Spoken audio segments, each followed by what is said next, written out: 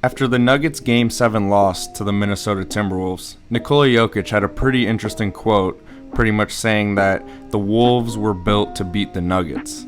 And I find that especially true considering the Wolves' double big lineup of Cat and Gobert, surrounded by many other long point-of-attack defenders like Edwards and McDaniels.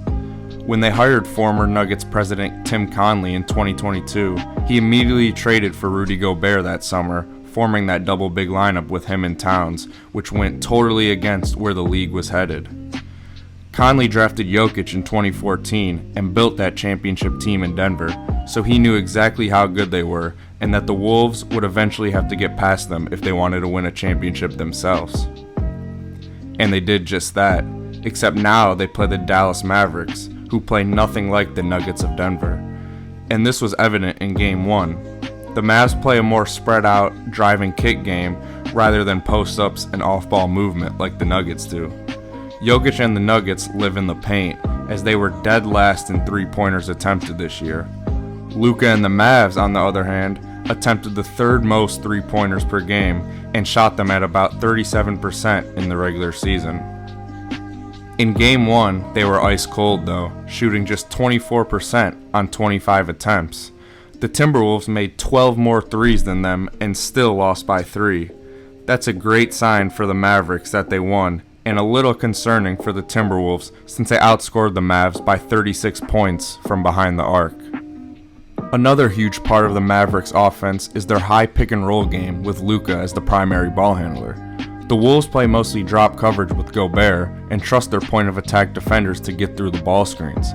This worked well versus Denver and Phoenix because Minnesota's length could affect guys like Jamal Murray, Devin Booker, and Bradley Beal.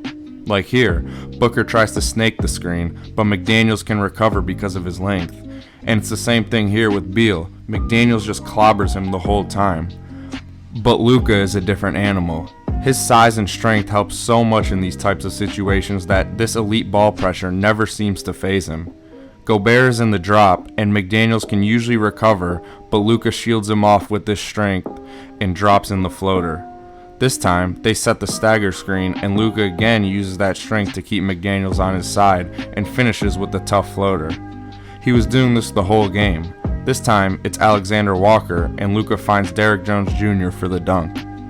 The Wolves might have to switch Edwards onto Luka as the series progresses, since he's bigger and stronger than McDaniels and Alexander Walker.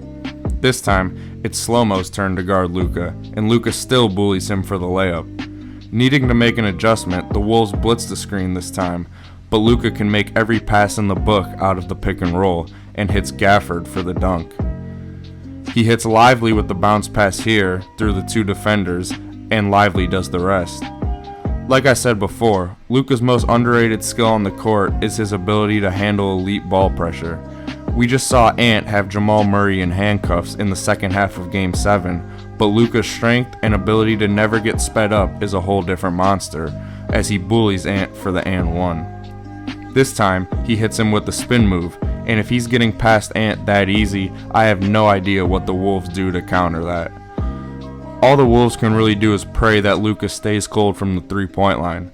Whether it's his nagging injuries or just small sample size shooting variance, Luka's three-point percentage has gone from 38% in the regular season to just over 30% in these playoffs. And that was on display in Game 1 as he shot just 3 of 10 from 3. Kyrie's three-pointer was also off as he shot 0 of 3, but boy did he put on a masterclass from inside the arc. He scored 24 of his 30 points in the first half, shooting 11 for 15 in that period. I was especially impressed with his in-between game and ability to hit floaters. This is key when you have an opposing rim protector like Rudy Gobert waiting for you at the rim. Ant is his primary defender, and Kyrie does a great job, like Luka, of using his strength to keep the defender on his hip before he hits the tough floater over Gobert. This time, he uses his quickness to blow by Ant, and yeah, there's no breakdown for that finish. That's just ridiculous. He again gets by Ant and hits the floater before the help can contest. He would score 7 points in the last 40 seconds of the half. This left-hand finish over Gobert is just silly. He cuts the Wolves' lead down to 3 with this and one to end the half. Luka would continue this offensive masterclass in the second half, as they ran pick and roll after pick and roll and let Luka carve up the defense. He puts McDaniels in jail again, or as LeBron calls it, the hostage dribble, and hits the step back jumper. Luka utilizes his strength so well and has mastered this hostage dribble. This, along with all of his passing reads, in my opinion, makes him the greatest pick and roll engine ever.